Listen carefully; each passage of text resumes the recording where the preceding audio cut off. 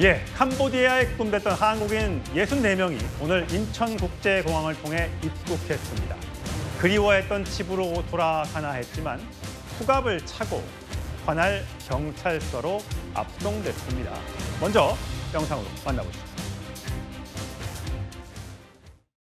보이스피싱과 관련된 여러 가지 범죄, 로맨스 템이랄지 노쇼 사기 이런 부분에 다 이제 연루가 돼 있는 사람들입니다.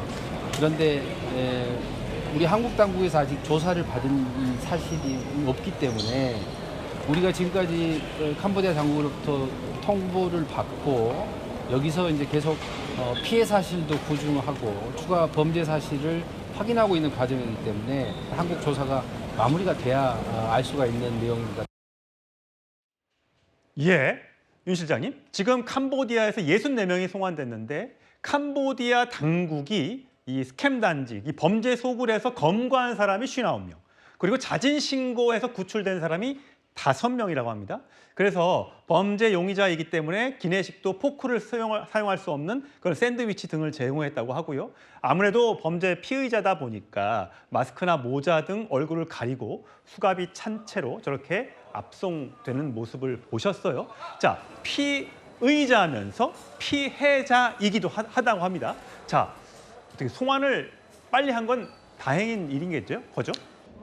매우 다양한 일이고요. 이 피해자이면서 피의자라는 이중적 지위를 갖고 있기 때문에 저희 정부 당국에서는 철저한 외교력을 동원해서 빨리 송환한 것은 다행이라고 생각합니다. 네. 다만 이제 지금서부터가 중요한데요.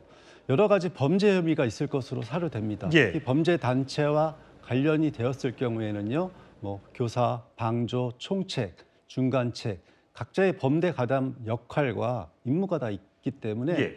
그런 것들을 경찰이나 조사를 해가지고 여죄라든가 기타 불분명한 그런 암수 범죄들을 빨리 적극적으로 파헤칠 필요가 있고 예. 더 나아가서 그동안 구조되지 못했던 한국인들 같은 경우에는 국가정보원이나 이런 인터폴이나 이런 협조를 통해서 적극적으로 좀 구출할 의지를 보여줘야 된다고 생각합니다. 예, 김수희 변호사. 네. 그렇다면요, 이 검거된 피해자이면서 피의자인 이 사람들, 만약에 이 사람들이 범죄 가담을 해서 우리 누군가의 선량한 사람들에게 보이스피싱을 해서 돈을 뜯어가는데 역할을 했다. 근데 그 사람들이 어쨌든 일부는 월급을 받고 일부는 재산이 있을 수 있잖아요. 그런 사람들이 그럼 나중에 그 범죄가 밝혀져서 재산을 몰수당하게 된다면 그 돈을 이 피해자가 또 많기 때문에 얼마씩 돌려줄 수 있는지 모르겠지만 그거는 가능한 겁니까? 네, 가능합니다. 근데 그러한 범죄에 연루됐던 분들의 통장을 보면 그 돈이 거의 없어서 문제이긴 해요. 그런데 이제 범죄인 것이 밝혀지고 처벌을 받게 된다면, 즉 유죄가 확정된다고 하면 그들의 재산에는 당연히 그들의 재산을 집행할 수 있는 그러한 그렇게 처리를 할 수가 있습니다. 예. 자, 정치권에서는요, 오늘 송환을 놓고 의견이 많이 엇갈렸습니다. 들어보시죠. 이재명 정권은 캄보디아 내 강력범죄 피해자가 아니라 피의자부터 구해오는 청개구리 정부입니까? 이 중에는 강력범죄 피의자에게 내려지는 최고 수준의 국제수배 대상인 적색수배자도 포함되어 있습니다. 이들을 신속히 데려오는 것이 국민보호의 성과처럼 포장되어서는 안 됩니다. 폭력과 감금을 당하는 피해자 입장이 되고 있고, 또 한편으로는 그 범죄 그 단체 조직에 들어가서 일을 하는 것은 가해자 또 신분이 될 수 있습니다. 아주 냉정하게 우리 민주당은 대처를 하고 앞으로. 예. 자, 장윤미 변호사. 네. 장윤미 대변인. 조영술 국민의힘의 대변인은 이거 피의자부터 구해오는 청개구리 정부냐, 피해자부터 구해와야지 뭐 피의자를 먼저 내려오느냐. 박성원 수석 대변인은 피해자 2번 죽이는 범죄자 송환 쇼다라고 주장을 한 반면에 민주당에서는요, 김건희 해번 사과하라. 그러니까 과거에 김건희 여사가 캄보디아 가서 아이를 안고 사진 찍었던 거 그거 쇼 아니냐라고 주장 반박하고요.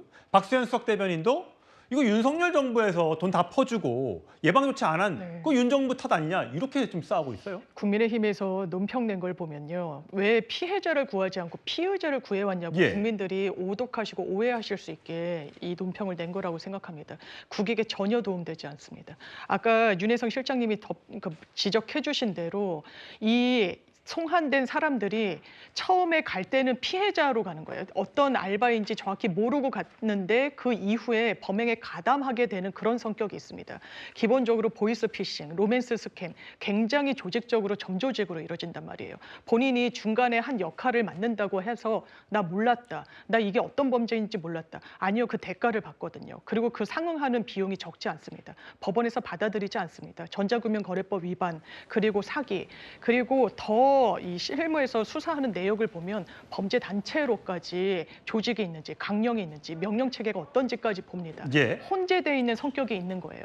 피해자와 가해자, 피해자가 별도로 분리되어 있는 사건이 아닙니다. 예. 그러니까 현지에서도 캄보디아에 살고 계신 한국인들이 이 사람들이 처음에 돈을 잘 벌 때는 좀 침묵하고 있다가 이 배당이 이루어지지 않고 수익을 못 얻게 되면은 피해자라고 예. 이야기한다라고 문제 제기를 하시는 부분이 있거든요.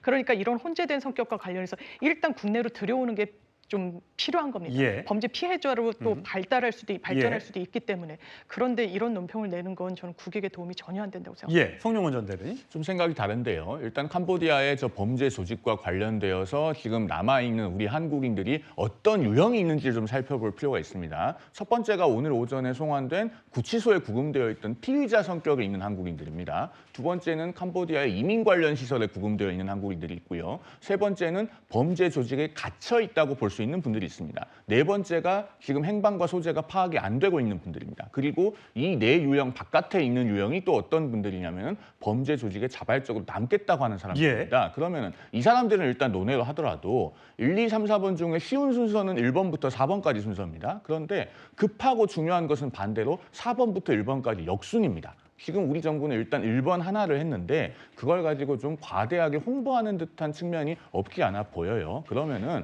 두 가지가 동반돼야 됩니다. 첫째로 오늘 저 피의자 성격의 국민들이 송환되어 온 것이 의미가 없다는 건 아닙니다. 그런데 그 수사를 통해서 나머지 우리 국민들을 구출하는 데 유의미한 정보들이 수집되는 수사 성과가 있어야 됩니다. 예. 두 번째, 나머지 유형의 국민들에 대해서는 그러면 어떻게 해서 안전을 담보하고 무사하게 귀국시킬 것인지 여기에 대해서 구체적인 계획과 실천이 뒤따라야 됩니다. 지금 예. 이 두 가지가 잘 안 보이는 상태이기 때문에 국민의힘에서는 그러면은 1번 유형의 국민들을 송환시킨 것만 가지고 지나치게 보여주기 식으로 하고 있는 것이 아니냐라고 논평을 하는 겁니다. 윤 실장님. 그러니까 보통의 이제 상식으로 생각할 때 뭐 월 800 보장, 월 100, 월 1000 보장, 젊은 사람들에게 이런 거에 과연 속아 넘어갈 사람이 얼마나 있을까라는 생각을 하게 되는데, 그러니까 당연히 피해자라고 주장하지만 너희들 다 알고 간 거 아니야? 에이, 뭐 그걸 가면서 이제 와서 피해자라고 주장해? 라는 얘기를 하시는 분이 있습니다. 나중에 이런 것들이 법적인 처벌을 받을 때 어떻게 영향을 줍니까? 보이스피싱 같은 경우에도요. 일반 국민들 같은 경우에는 왜 속지 이러는데 예. 실질적으로 심리적인 것들을 이 조직 범죄들에서 가르칩니다. 교육을 시킵니다. 그래서 결국은 피해자들은요. 교수들도 있고 검사분들도 있고 판사분들도 있어요. 근데 지금은 좀 더 기술이 진화가 되었기 때문에 이런 예전에는 뭐 조선족이나 이런 말 떠듬는 사람들을 했다면 예. 지금 이제 한국 사람들이 가서 직접적으로 속임 기망을 하거든요. 그러니까 일반 국민의 입장에서 왜 속지 하지만 실상 당해보면 많이 속게 되는 게 그런 이유 때문입니다. 예. 어쨌든 지금 보면 이번 범죄의 경우에는 그 뒤에 배후에 아직까지 정확하게 파악은 안 됐습니다만 천즈라는 이 중국 출생의 프린스 홀딩스 그룹 회장이 있다라는 지금 이야기가 나오고 있지 않습니까? 뭐 귀환을 했습니다만 여기 보면 중국인들, 특히 중국 조직들이 이 배후에 많이 있다, 범죄에. 그래서 막 옮겨다니면서 동남아시아를 옮겨다니면서 범죄 이 조직을 꾸리고 있다라는 얘기가 나오는데 이게 어떤 의미를 갖고, 그래서 요즘에 국민의힘 정치권에서는 이 중국인들을 상대로 한 여러 가지 혜택들 다 없애야 된다라고 지금 주장하고 있지 않습니까? 어떻게 보셨어요? 이 동남아시아 자체를 연역적으로 살펴보면요, 이제 범죄 소굴이라는 표현을 쓰고 있는데 우리보다 굉장히 못 살고요, 농경 문화가 발달되었기 때문에 이들의 주로 수입원은 범죄 조직을 통해서 영리를 수입하는 방법밖에 없어요. 그만큼 낙후되어 있고 법제도도 굉장히 낙후되어 있습니다. 더 문제는 그 중국이 근접해 있기 때문에 중국에서 각종 규제를 하게 되면 동남아 쪽으로 다 범죄 소굴이 이전됩니다. 풍선 효과군요. 그렇죠. 중국의 삼합회, 일본의 야쿠자, 최근에는 우리나라 범죄 단체들도 활동해서 온라인 도박이라든가 마약이라든가 예. 피싱 사기라든가 다양한 범죄들을 동남아시아 전체를 옮겨다니면서 범죄 행각을 벌여요. 그렇기 때문에 우리나라 입장에서는 왜 저것을 저렇게 방치를 하고 있을까 하는 생각도 들지만 상대적으로 사이버 범죄를 규제하지도 않고 우리나라는 굉장히 규제를 강화하고 있고 그러니까 동남아시아 일대에 범죄 조직이 몰려들일 수밖에 없는 그런 사정인 거죠. 예. 어쨌든 우리 추가 피해가 더 없도록 우리 사망한 국민도 있었으니까 그런 일이 없도록 빨리 조치가 이루어져야 할 것 같습니다. 앞으로 이거 관련된 수사 속보는요, 또 들어오는 대로 자세하게 전해드리겠습니다.